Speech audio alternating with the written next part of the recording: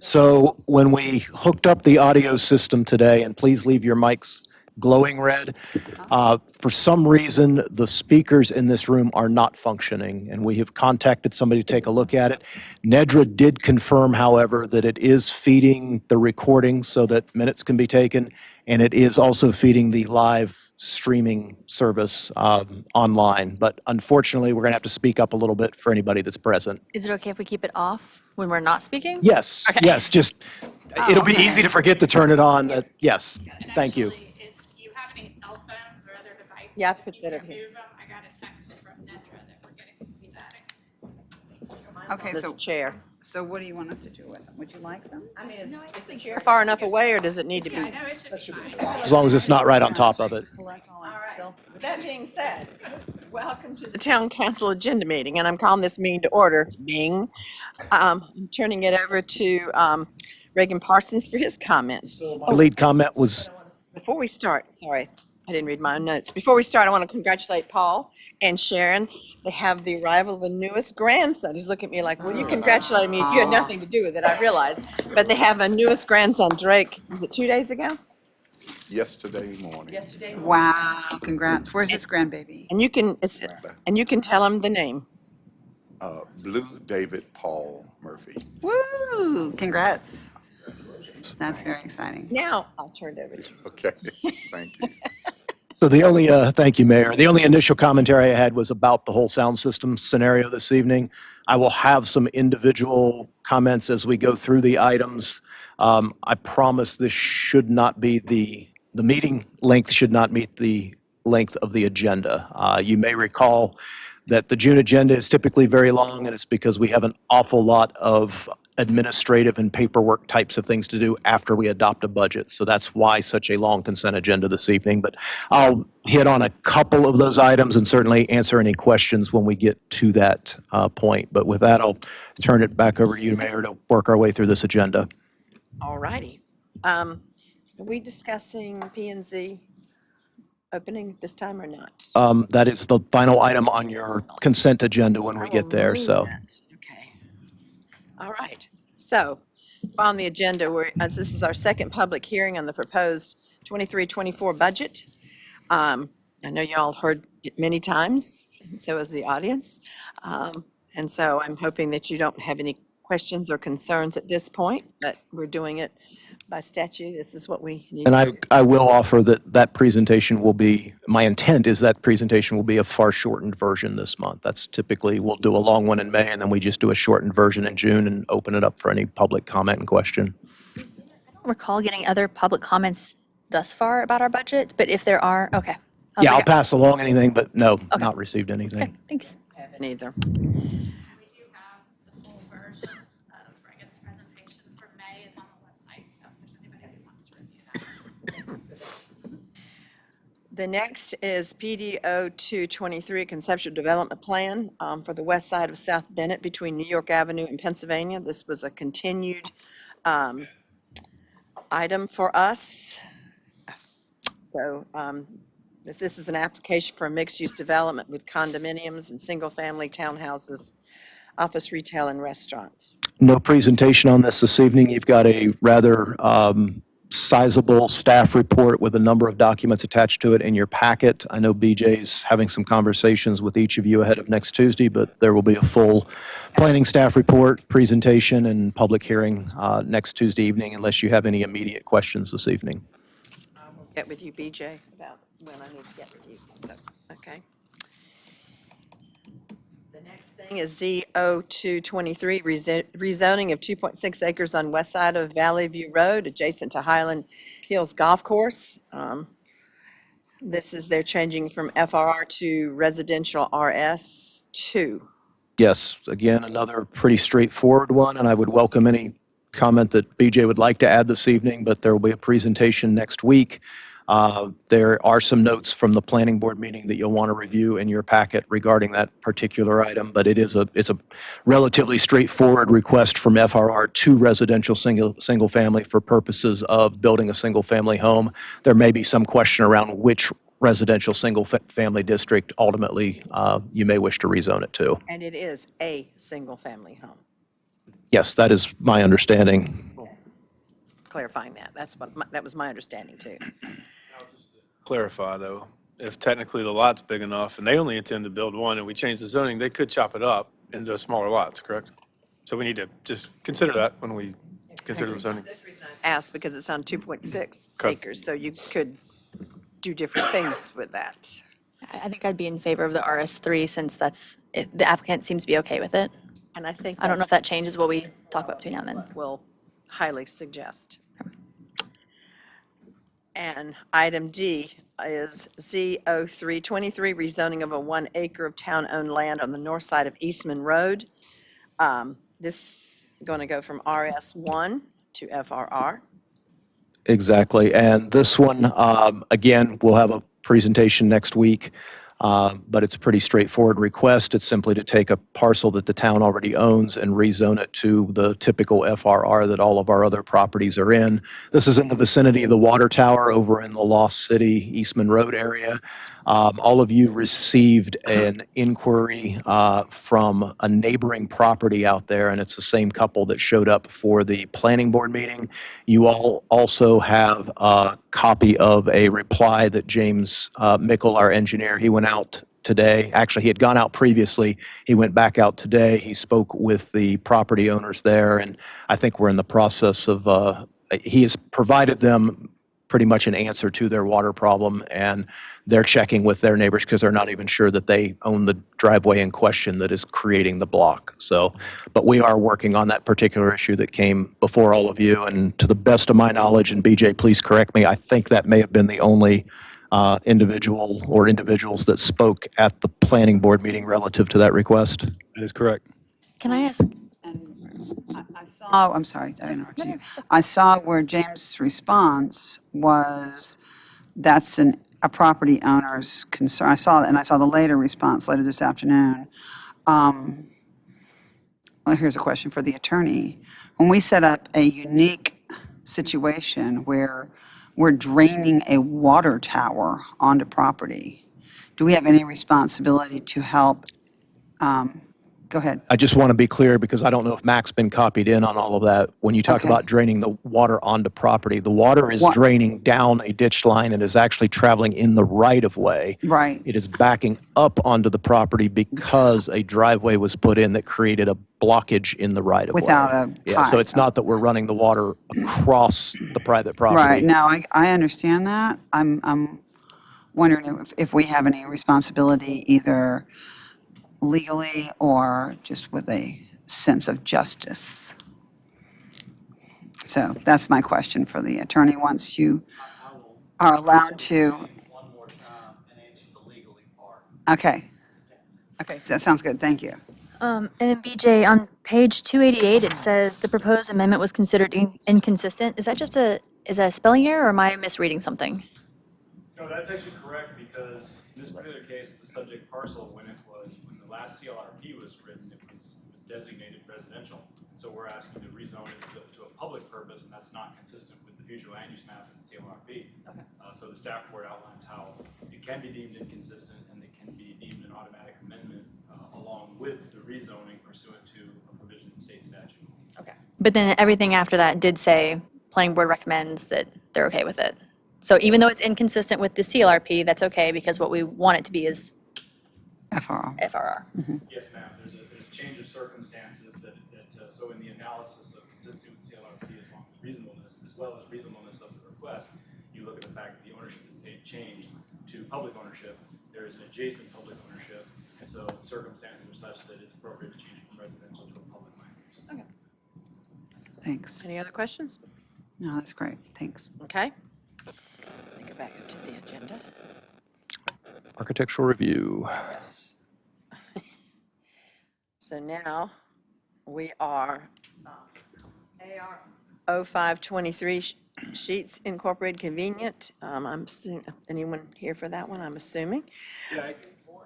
Yeah, they're requesting an architectural compliance permit to construct a convenience store with gas sales. It's the corner of North Poplar and US 1. It's up there, but sometimes that's hard to see if you're not, because the world's not really purple and blue with red things around it. There we go. That one's Yeah, okay, now we know where we are.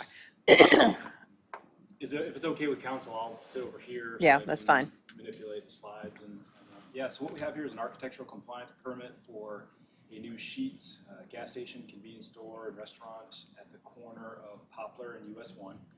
Everybody sees this picture, they're very familiar with this area. Currently, the building there has a gun shop on the subject parcel. Here's another angle on it, and here is a drone photo showing the intersection with the subject parcel outline. So the existing structure would be demolished, and it would be replaced with a Sheetz that most people are familiar with from traveling on the highway. And so the first thing I'm going to start with is by showing a copy of the site plan, which is currently just wrapping up review. The reason I want to show the site plan is because on the top of the site plan is US 1. On the left of the site plan is Poplar. Now, because the images we received kind of tend to jump around a little bit, we wanted to keep the lettering all legible. I'm going to draw your attention to certain parts of the site plan as we jump around to show you the front, the left, the right, the rear, stuff like that. But we're going to start off by laying out that the front of the building faces US 1. The right side of it is if you're looking at the building from US 1. The right is the face of the building that faces Poplar. So if you're on Poplar, that looks like the front, but we got to get our terminology down. And then the rear of the building is the portion of the building, as you can see, that faces Trident Marketing and a big parking lot back there. The fuel canopy is on plan right, and we have the sides of the fuel canopy labeled because saying front, right, left of the fuel canopy can be kind of odd. And then we also have a dumpster enclosure back here.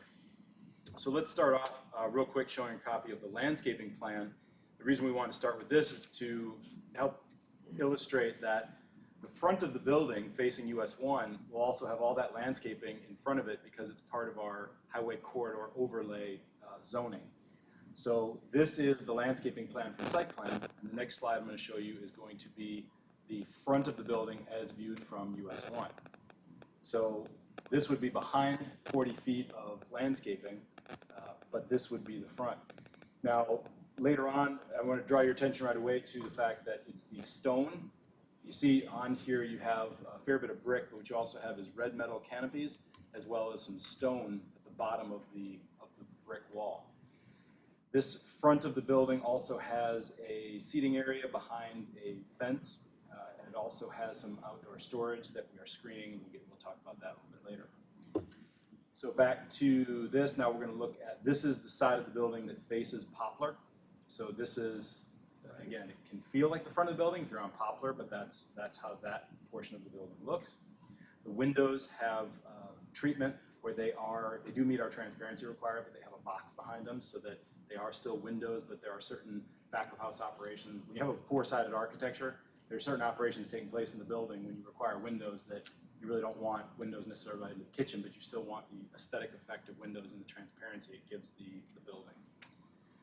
Now, real quick, if you go back to here, notice at the top left of the building, you can't see my cursor, there's a little area where there's a brick seating area.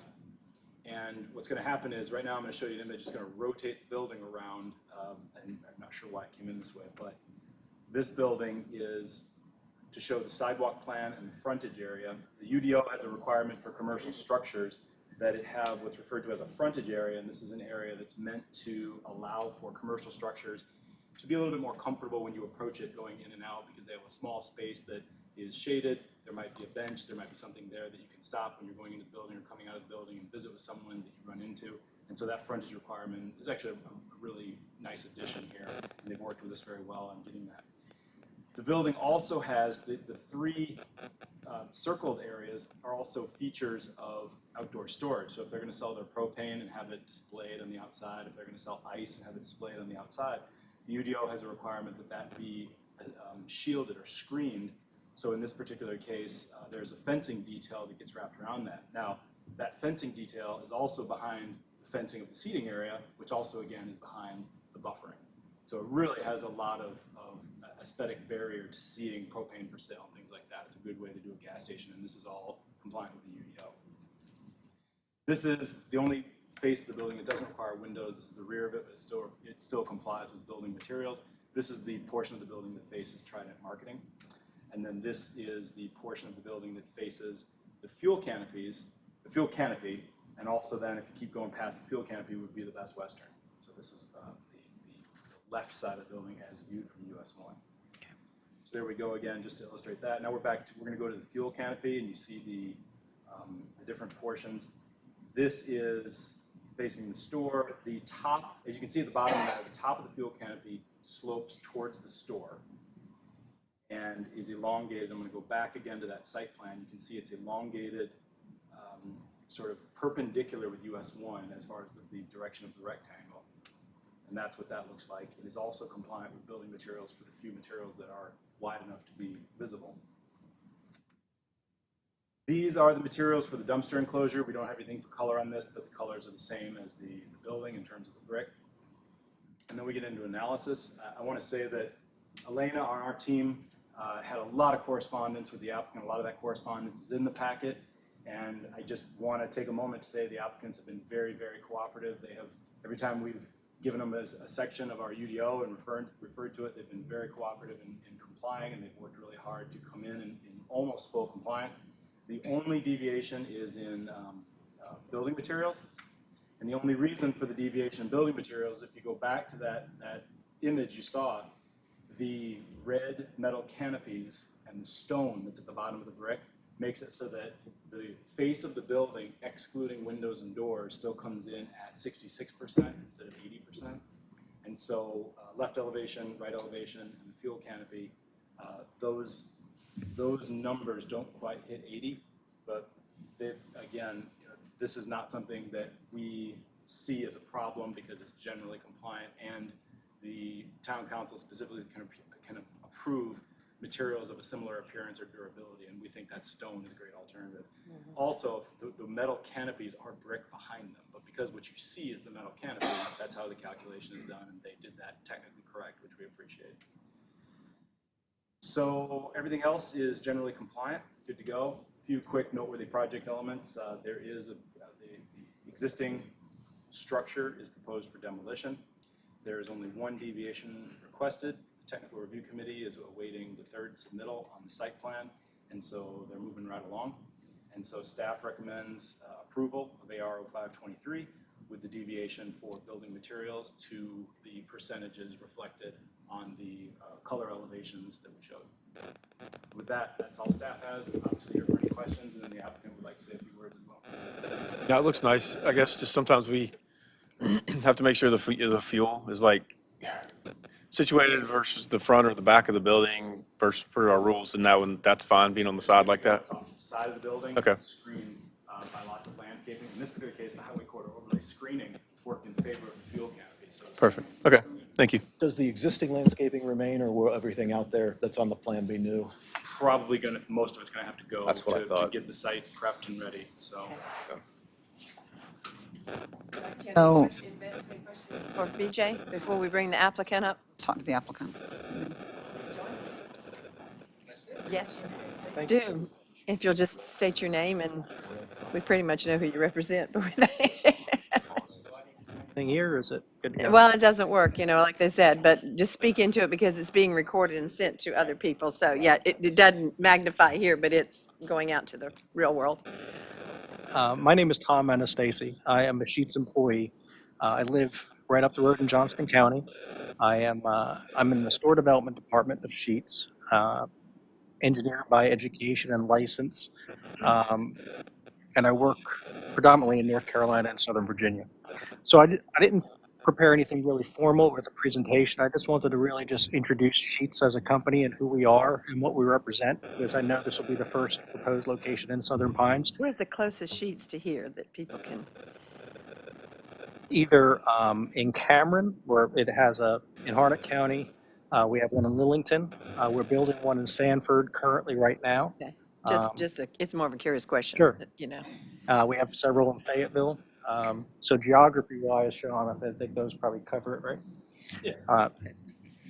So I wanted to actually reinforce what BJ said too. We had absolutely thorough dialogue with staff, cooperative. We were back and forth over the course of several months, and we were very pleased with everything the communication, the coordination, just the active dialogue with working with staff. So I just wanted to reiterate what BJ said towards us. I want to reinforce it back to the town as well. Always nice to hear. It was a pleasure to work with. We work in a lot of jurisdictions, so it was very pleasurable.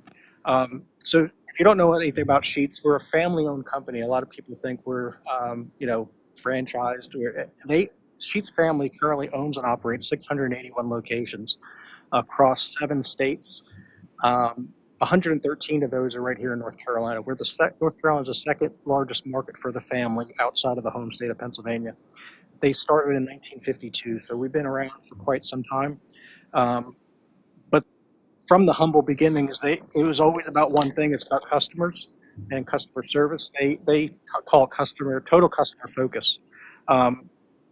So we're a 24-hour operator that is trying to be a one-stop shop, ultimate one-stop shop for convenience items, restaurant, because we have our own food products inside the store, MTO, made-to-order products, everything's customizable, and then obviously the fuel. So the concept is you come, stop for one thing, or come to stay for a lot of things, but maybe you can only stop for one thing. So a couple of awards that we've had over the years. Most notably, we are currently number 33 of the best companies to work for. Number 3, best workplace in retail. 52 for millennials, and I'm not sure exactly what that means because I may not be a millennial. And 98 for the best workplaces for women. So the family is totally engaged in every community that we are operating in. We're engaged with our own charity, Sheets for the Kids, and also Make-A-Wish Foundation, Special Olympics, and Feeding America. So again, just wanted a brief introduction about Sheets as a company. If you have any questions about Sheets or the project, I'll be glad to answer anything I can.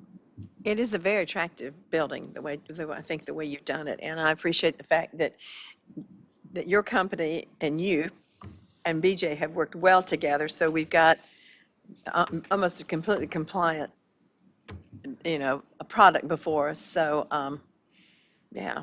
Yeah, and to the town's requirements are very comprehensive and thorough, and we were able to, I think, the dialogue that we had to come up with only one short, I think says a lot to what both sides were doing. Anybody else have questions for him? I've got a question about the faux window display boxes. So the image that's on the top of page, well, I don't even know that I can reference it, page 356, it looks like there's a pattern behind it. And then in the image number 7, it looks like no pattern. It's an awful lot of red. Not that I don't like your brand's colors, but I feel like if the attempt is to look like a window, that maybe something besides red behind it might look more like a window. Or are you planning on putting a bunch of products behind there, in which case maybe we should have, it's not going to look like a window is my only thought. So the image that's on the screen right there in the lower right, that's Yes, from an thank you. older store, just to show the concept of those panels opening up, and there's, lack of a better term, shadow box, and there's a poster in the background. Okay. We used to put, food products, hamburgers, smoothies, whatever, fries, whatever else in that window. But currently now our brand department has the 3 options. Well, I shouldn't say only 3 options. We have the 3 primary options of, you can have the one that's in the elevation on the top where it's more of the Sheets brand. There's one with less squiggles, and then there's one that's just plain red. We have done other things, like a frost or a black spandrel, but then you start looking like the store is more closed than open with the black spandrel. Yeah. I can work with the brand department to see if there's something else we can maybe do with less red, if that would help. I just know right now the options we have are the 3 red options, but with other things that we've tried in the past, I just don't know how successful they were because of the way the store looks at night. So maybe the intent would help me understand it. Because it opens, would you be putting signage or posters behind it, or is it something that is planned to stay essentially that way? So what's planned currently, without getting any permits yet, because we'd have to submit for if it's considered a sign or if it's not considered a sign, we'd have to submit for it. But what's shown currently in the elevation on the top is what would be planned currently for the store. And it wouldn't be changed unless brand, in 5-10 years changes something that they want to put something different in there. But if it is anything other than what's on the elevation in the future, I would expect we would come in for a permit or an amendment.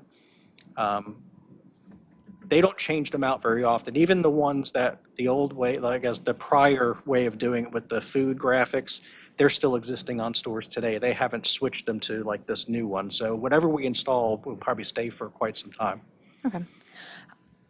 I mean, I'm just thinking back to when Chick-fil-A, so in their drive-through line, they have the windows and they put a material that it looks like a window, right? Do you all remember this meeting where we were discussing the windows? I just don't know if the intent of it being a window is actually met, if it is I don't know. Right, I agree. I'm comfortable with a frosted, something that is a facsimile of a window more than my shed door.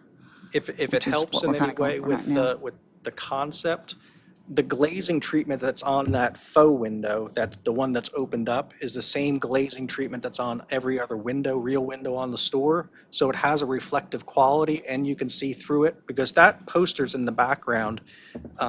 So it's just the same glass and the same glazing treatment on that glass than the other windows. It's just that they don't penetrate all the way through to the back side of the store.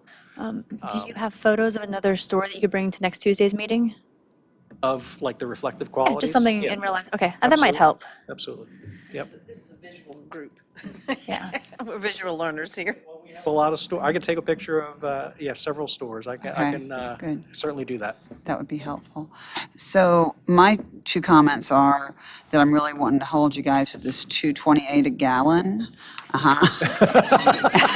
And I'm planning to be first in line when you open, if you You'll stick by you'll be that. about the 100,000th person to be in line. So I'm very interested in your $2.28 a gallon gas.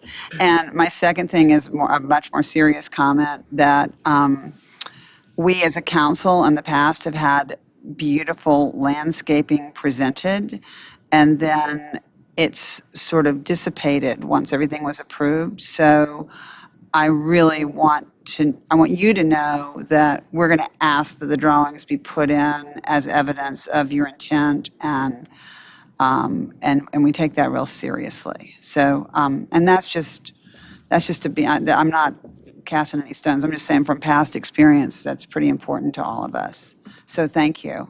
Appreciate it.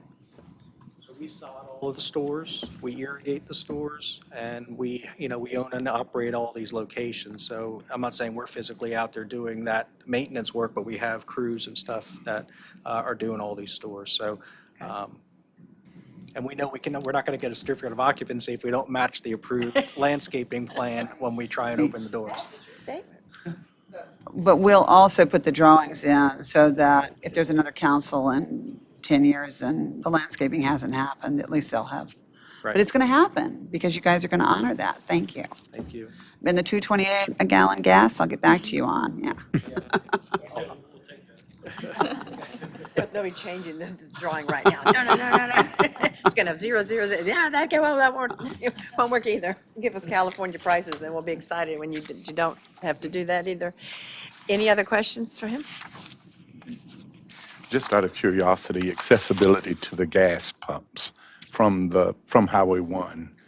I didn't notice where Isn't the would you entrance come off Poplar? of Poplar Street back into the area where the store is to get the gas, or would you pull in? Yeah, so we're gonna, you enter in the center currently off of North Poplar. Okay. There's gonna be a connection off of North Poplar, if you can see at the kind of the bottom left corner. Yep, right there. That's gonna be an entrance into the center and also to the back of our store. And then there's a right in, right out driveway off of US 1 with a okay. turn lane.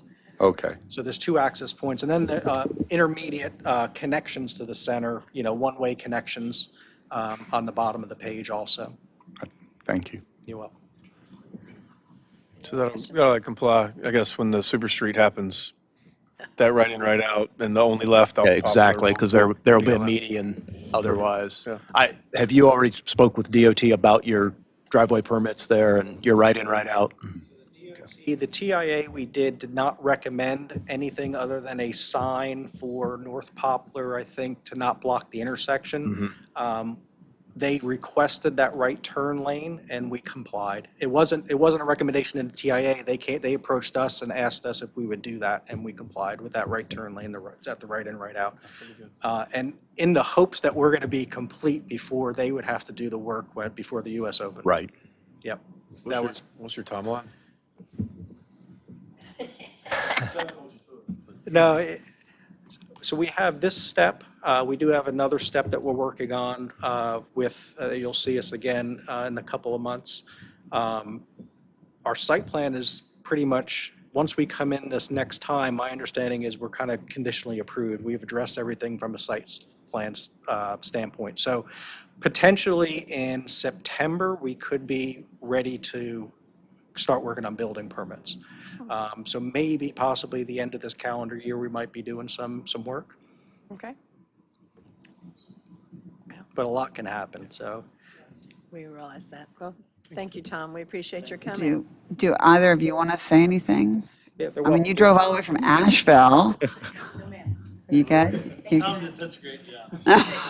Thank you. Well, Thank you for being here. We look forward to working with you all. Thank you so much. and we appreciate that you recognize that our planning department is exquisite, so thank you for that. Just for clarification, there's 3 of them. I know some things were asked for where I heard you wanting somebody here, or just the photo next Tuesday? I'm okay with just the photos. Yeah. Although I'm okay with just the photos, but it might be worth, if there are other options that you all are okay with branding wise, to maybe have BJ at least aware of those.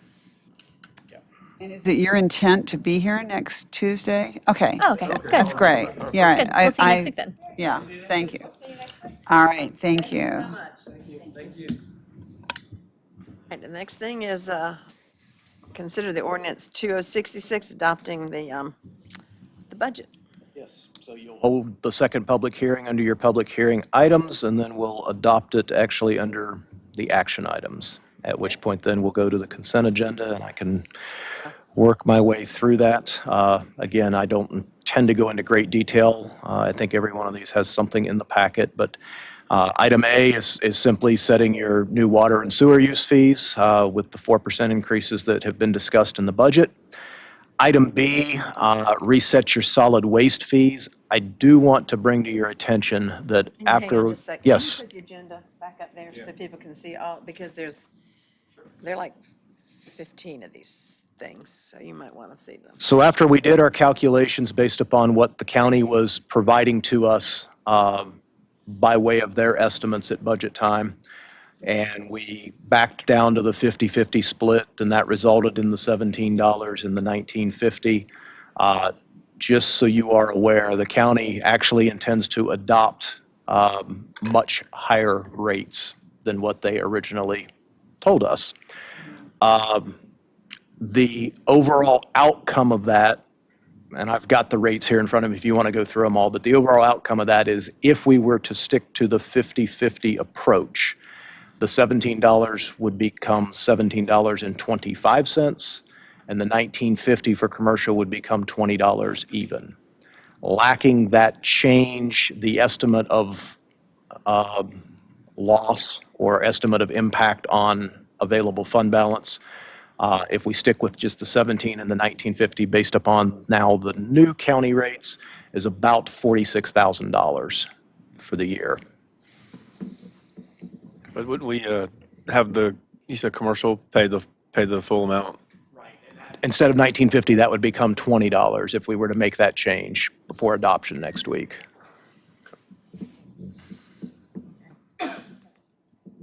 And this is brand-new information.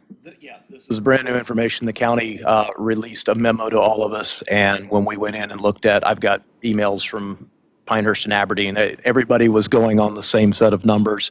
The county increased those numbers in their final budget presentation. So I heard an okay, move forward with it as is, or okay, move forward with it on the 50-50 version and change that ordinance prior to adoption, the 1725 and the 20. I think I'd prefer to go ahead with the 50-50. is what I'd prefer to do. Yeah, I'm okay with that. Um, So it would eat that tiny bit into fund balance, you It's said the gonna be- 40,000? Well, if we change it to the 17 and a quarter and the 20, everything else with the budget stays. Okay. I mean, the Yeah. bottom line stays the same. Right, I'm okay okay. with that. You good with that? Okay. All righty. Thank you. Items C and D simply appropriate the water and sewer system development fees that we have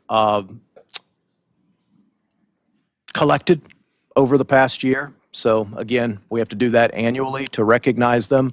Those are CRF being capital reserve funds. So what happens is the money goes into those funds and then we appropriate them back out to the actual capital project funds that receive these dollars.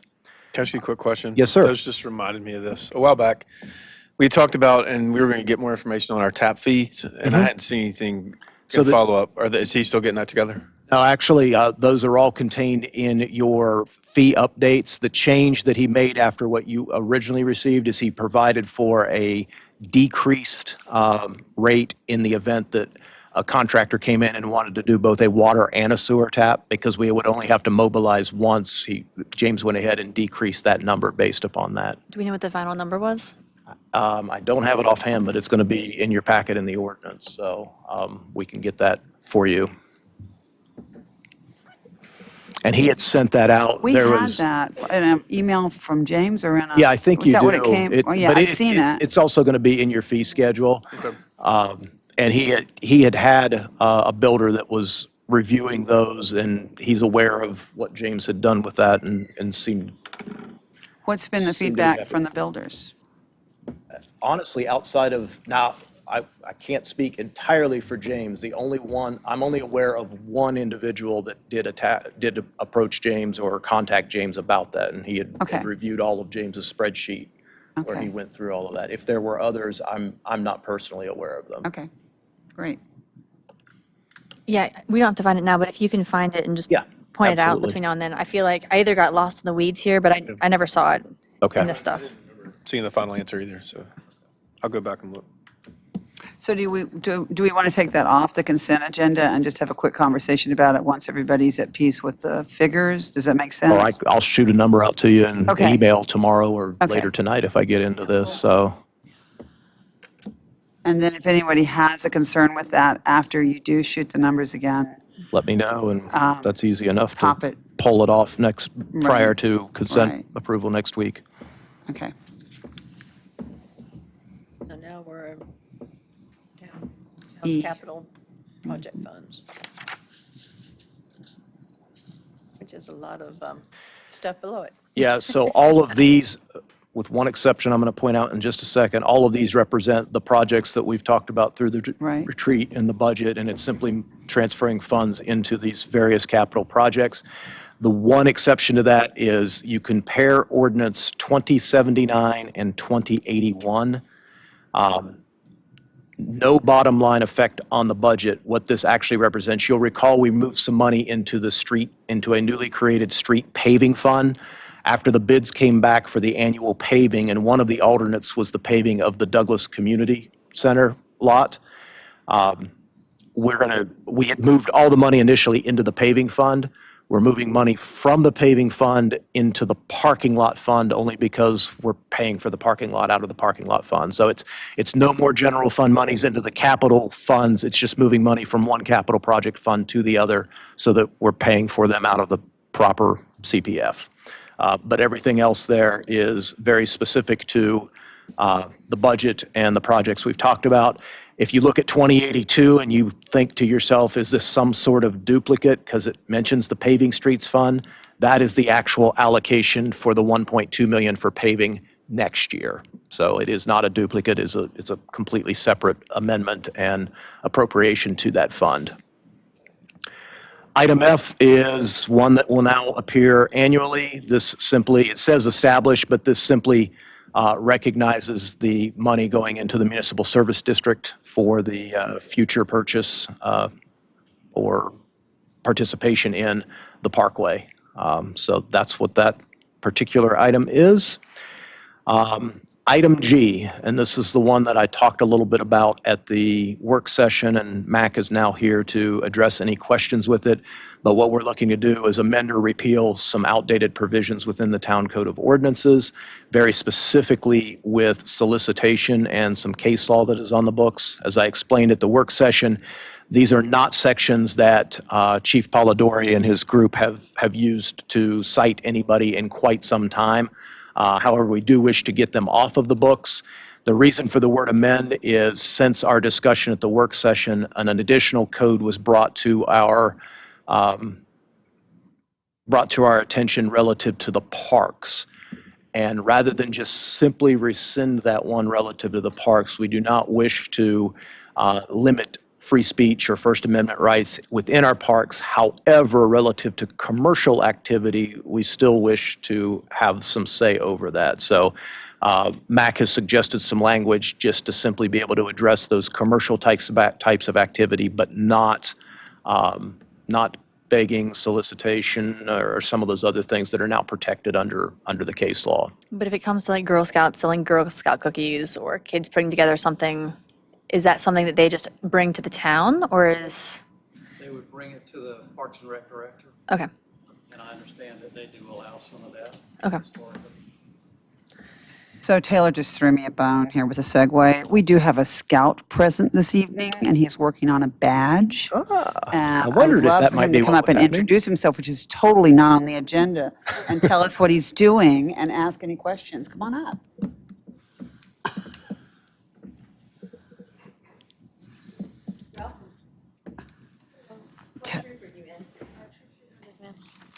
Where do you meet?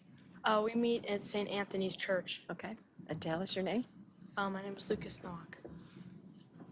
And you're working on what badge? I'm working on the Citizenship in the Community Merit Badge for my Eagle Scout project. What is your Eagle Scout project going to be?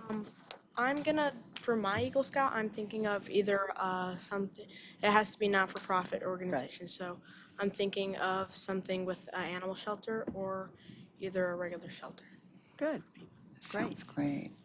Do you have any questions for us since you're sitting out there watching us? There. Usually I get interviewed, so this is great that you get all of us and not just me. I didn't have, I'm not trying to put you on the spot. not really many questions. Sorry. Oh, you're good. I Take your didn't time. have any questions. I don't think many questions. Just came here to look and try to get my prerequisites done for before my merit badge. Great. Thank you. We're glad you're here. If you have any questions, you're welcome to reach out to any of us. We'll be more than happy to. Thank you. Sounds good. you. Thanks for being here. Okay, Good luck with your Eagle Scout, because that's a huge, That's- huge undertaking. and he's only in, you're at Cranes Creek, right? What grade are you in? I'm in 7th grade going to See, working on Very Eagle young. Scout, boom. Yeah, that's great. Congratulations. You're much younger than most Eagle Scouts. I had a friend that took him 4 years to do it. When he finished high school, he finally did it, so. Somebody near us? Did we touch a nerve? Next item on the agenda. There was somebody else who did that. It's not where you start, it's where you finish. Sorry to BJ. veer from the agenda, which, Okay, so now we're on, Is that, still on E or? anybody have other questions of Mac, or we're good on that one? no, I think that's fine, as long as it's clear somewhere on our website what is allowed, what's not allowed in the avenue in order to do that. I guess the farmer's market has already has a There, permit. yeah, we have a separate or Okay, I'll call it a contract, but agreement Okay. with the farmer's market to Okay. operate. yeah, Yes. just so that if there's somebody who needs to sell something, they have a place and they know how to do it. Don't want people getting in trouble. Okay, so we're on H. So H is an item that Sue Pockmeyer from the Historical Association had contacted me last month, and they're doing some work on some things and asked for permission to utilize some pictures out of a couple of books many, if not all of you, have probably seen or are familiar with. I had no personal issue with them utilizing those. As it turns out, the town, however, has the right to deny use of that.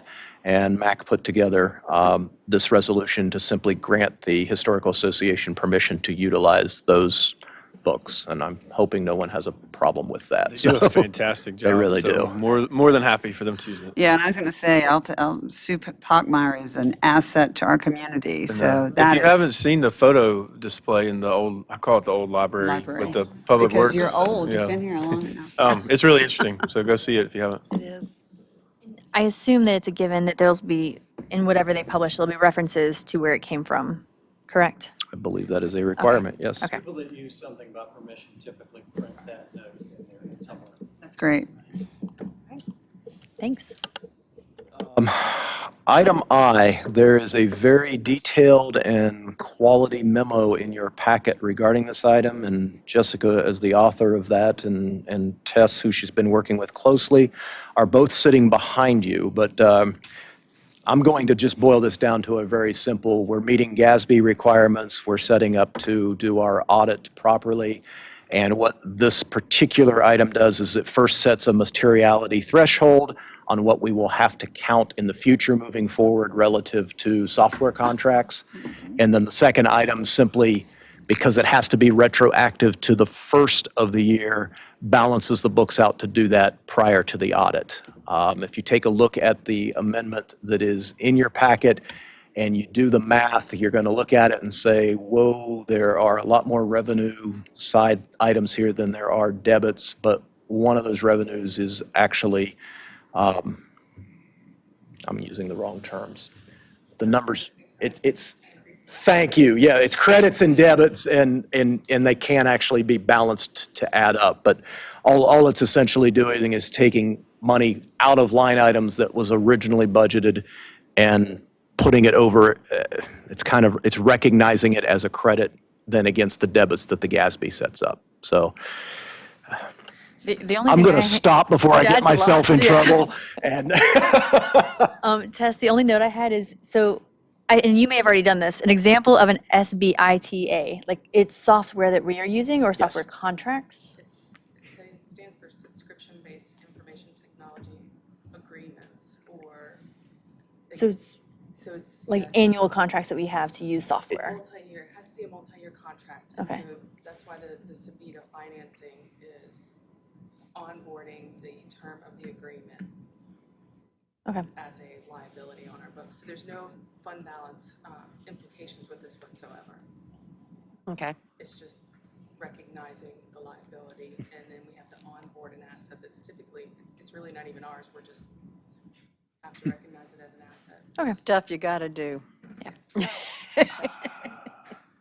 would it be fair to characterize this, Tess, as everybody's still to some extent trying to figure it out, but this is what we understand they're looking for? I mean, this is just like 87 that we had last year. Yeah. I have a better understanding of it this year, but still, there's a lot of people struggling when you have annual maintenance agreements for software. That's, the annual maintenance agreement has nothing to do with it. So we had a lot, we sent 50 agreements to DebtBook, who's the vendor that we use to help us get through 87 and now 96. And we only ended up with 6. One of which was debt book, I think. One of Just civic clerk. Yeah. We're just happy with that one. It says no Okay. one. Yeah. So thanks to Tess. Yes. I mean, she's amazing. I'm saying that Yes. while she's hearing me. That's, for those of you who are here watching, we had maybe possibly the longest budget meeting in the world this year.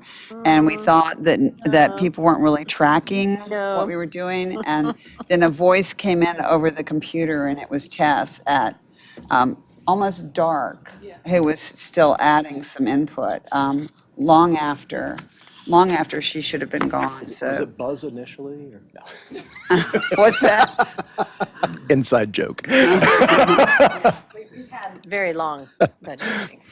Reagan and I remember being in this room several years ago for almost 13 hours, Virtually. virtually. Well, we were, Yeah, right. Okay. Good with SBETA then? The next two items, the first is set public hearing date for for the annexation of the parcel out on Eastman Road that I talked about that the town owns that we have the zoning matter on. The second item I discussed with BJ today, because you note the pending item on the agenda, we are going to remove that, and we'll set the hearing again next month. You may recall at the work session, I had mentioned we were doing some research on Tanglewood Drive, which turned out to be a DOT road, which I don't think any of us recognized at one point. We are trying to get that wrapped into the annexation for purposes of jurisdictional matters.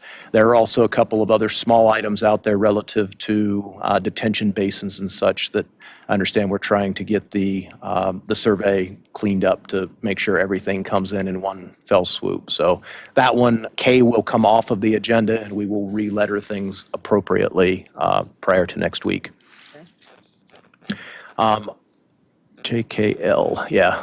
Item L there, this is the annual system development fee ordinance, or in this case, resolution that needs to be done. The original template for this came from the School of Government. This was a document that every government adopting a system development fee was asked to pass and adopt as part of the statute that set up the system development fee rules. And this is simply this year's update and approval of that. What this does is it recognizes those CRF dollars I talked about before and it appropriates them to individual capital project funds in water and sewer.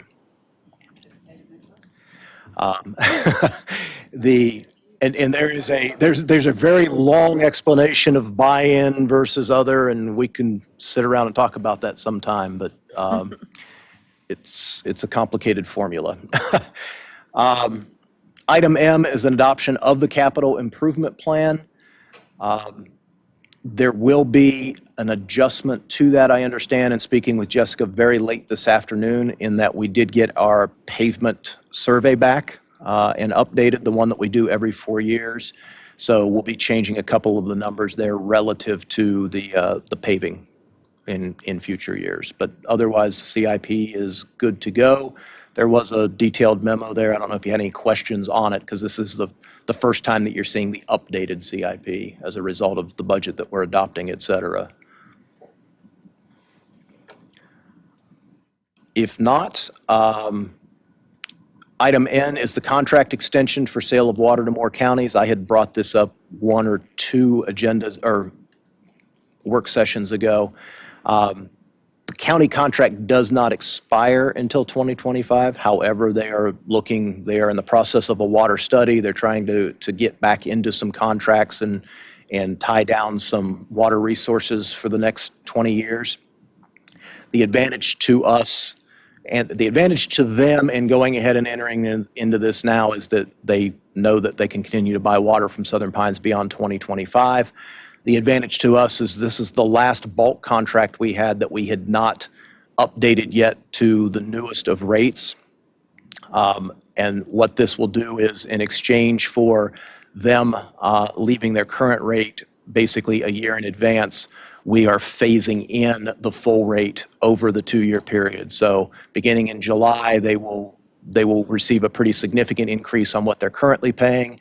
And then in July of '24, it will move to the full rate that we currently charge Carolina Water and a number of the other individual groups that we sell bulk water to. So this is a kind of a win-win for both utilities.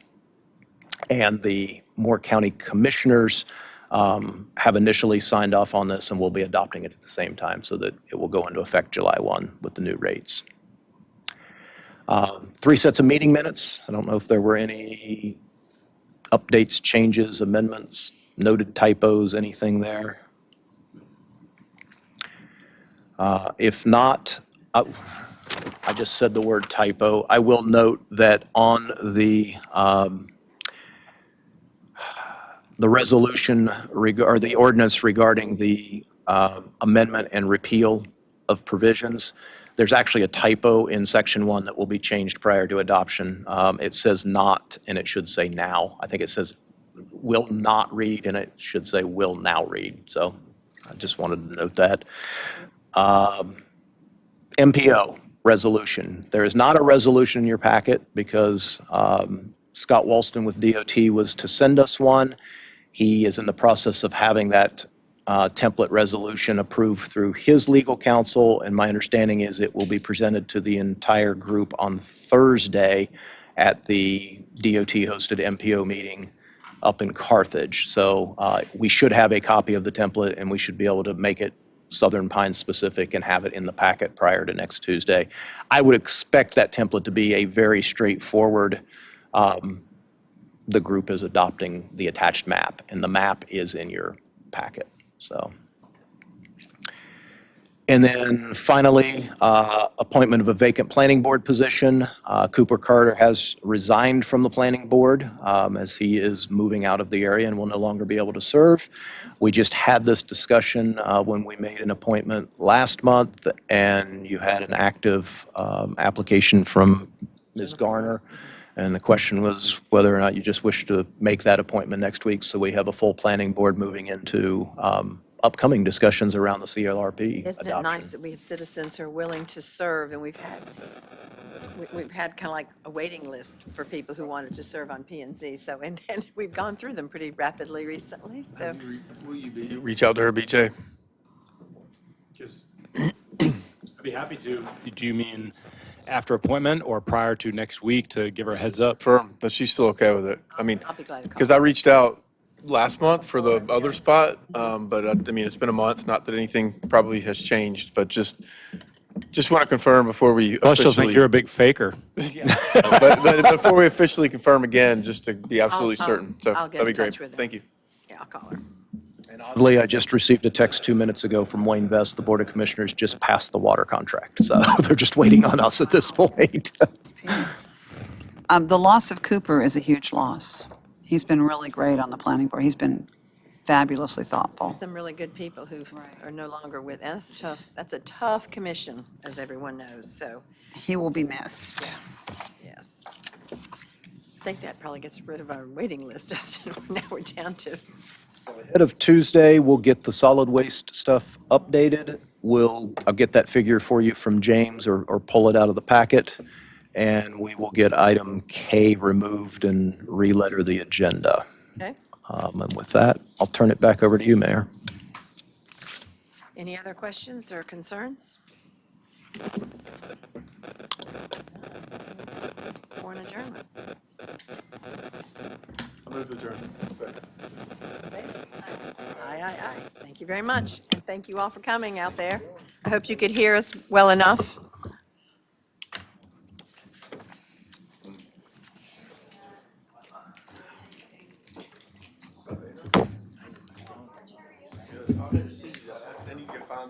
I was gonna go spend the night with Sarah. I am really tempted to go home and put ice on my knee and stay at home. It's okay.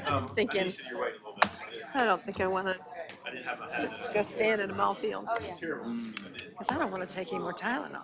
I mean, totally fine. I kept thinking, why?